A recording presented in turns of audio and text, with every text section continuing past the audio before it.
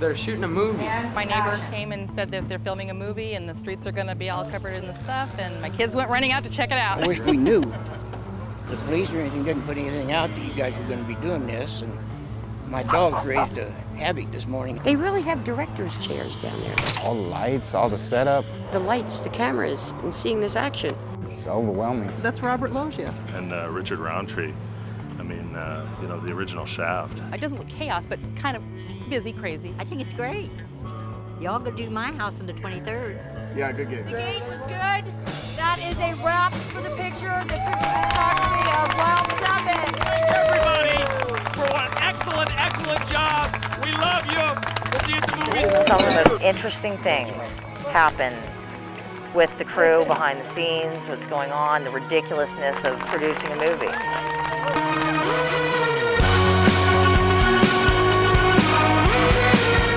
The most important and challenging thing for me is not only to have a great team of professionals, but a great team of human beings, because we're all working for a common goal, and the common goal here is Wild 7. When you're shooting, the crew really doesn't have a life. You know, when you're doing a feature especially, your life is this movie, starting whenever we wake up. I haven't slept that much, but I feel good. It's nice in Arizona that you're shooting at night and it's not 150 degrees. My whole sleeping pattern's completely messed up. Very hard on the body and the mind. I'll tell you about Wild 7. Well, Wild 7's, I don't know, what kind of movie is this, man? It's a docudrama-romedy. I would call it, you know, it's not. Oh, can you pass on that? Pull that gold trigger. It's really an offbeat, kind of quirky movie. I'm the Texan. This is definitely going to be different. The crafty veterans versus the five knuckleheads that shouldn't be having guns, you know? There are elements of this picture which I think draw from the spaghetti westerns. It has touches of a Western, but it's not a textbook Western. Yeah, not the slugs. Double trouble. I guess a modern day Western? A modern Western. I think this film has something to say, you know? It's gritty, it's dark. It's a dark comedy. This movie is a stylized war. I think it's going to do very well. The dailies look good. Hopefully it'll look good when it's done. Bunch of strangers, a lot of times, are thrown together to work together. Nothing too exciting's happened on this. There's been no set romance. I think it's like summer camp. It's like summer camp. Summer camp. Not a kind of camp I'd want to go to. Oh, it totally is. And this is like your last day of school. These people who you barely know at the beginning of the shoot are your best friends by the end of it.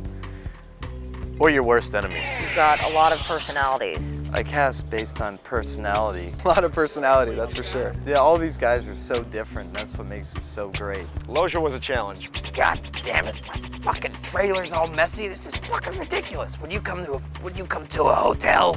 Would you come to a hotel where they didn't change the sheets? And you know, he's like bitching about it, and then he stops at the end and he goes, I'm just getting in the character.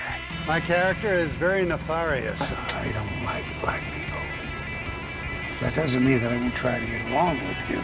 But he's pretty funny. Maybe that's a saving grace. The Loggia character pushes those buttons, and he has to remember, that was my former life. I would have reacted to that in a very violent way. This man has killed 87 people. But this is a revenge picture. This guy wants revenge. It's what a lot of Westerns are about. Who I am is not important. I'm originally from Mississippi, so it wasn't that hard to step into character, considering my nickname's a redneck. Don't forget the. It's what gives it the pop. The Texan. Once you start writing the characters start writing themselves. I can see we pissed on a moment.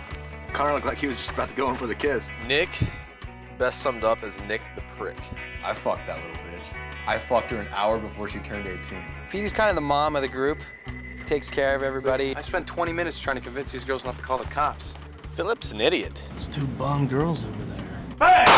Connor just comes from just bottom of the barrel slums of Apache Junction. James is killer, man. I'm like, wow, he knows what he's doing. I was really impressed. Very detail-oriented.